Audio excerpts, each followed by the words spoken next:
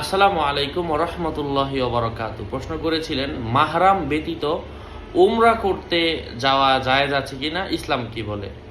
আলোচনা বুঝতে এর সাথেই থাকবেন। যারা এখনো চ্যানেলটি সাবস্ক্রাইব করেননি অবশ্যই সাবস্ক্রাইব করতে ভুলবেন না। মাহরাম ব্যতীত উমরা করতে যাওয়া জায়েজ নেই নারীদের জন্য। এ বিষয়ে একটা হাদিস দিয়ে দলিল দিচ্ছে। অনেকগুলো হাদিস রয়েছে। হযরত ইবনে আব্বাস রাদিয়াল্লাহু তাআলা আনহু থেকে বর্ণিত, তিনি বলেন, এক ব্যক্তি রাসূল সাল্লাল্লাহু আলাইহি ওয়াসাল্লামকে বলল যে, ইয়া রাসূলুল্লাহ, আমি তো যুদ্ধে নাম লিখিয়েছি, অপরদিকে আমার স্ত্রী হজে যাওয়ার জন্য প্রস্তুতি নিচ্ছে।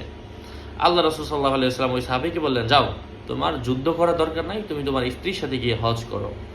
এটা আল্লাহ রাসূল সাল্লাল্লাহু আলাইহি ওয়াসাল্লামের আদেশ ছিল, কারণ মাহরাম ছাড়া তার হজ হবে না, এবং আল্লাহ রাসূল সাল্লাল্লাহু আলাইহি ওয়াসাল্লাম তাকে এখান থেকে যুদ্ধে পাঠিয়ে দিলেন, আর তার স্ত্রীর সাথে হজে পাঠিয়ে দিলেন। যাই হোক, আল্লাহ পাক আমাদেরকে বোঝার তৌফিক দান করেন। এই জন্য মাহরাম ছাড়া কিন্তু উমরা হবে না, হজও হবে না।